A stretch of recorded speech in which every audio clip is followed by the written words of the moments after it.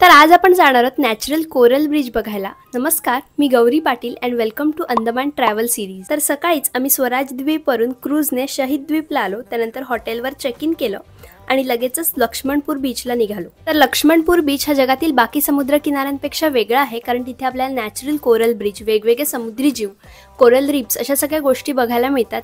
तर scooter park करून या अशा रस्त्याने आपल्याला चालत जावं लागतं। समोर दिसतायत ते सगळे कोरल्स आहेत। तर हा आहे तो ब्रिज। दोन जिवंत नैसर्गिक कोरल्स एकत्र येऊन हा ब्रिज तयार झालेला आहे, म्हणूनच या ब्रिजला नॅचरल कोरल ब्रिज असं म्हटलं जातं। तर जेव्हा ओहोटी असते तेव्हाच आपण तिथे जाऊ शकतो।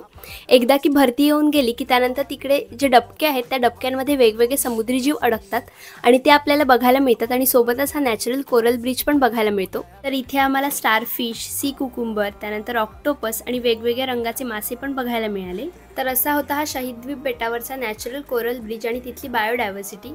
That's it. पुन्हा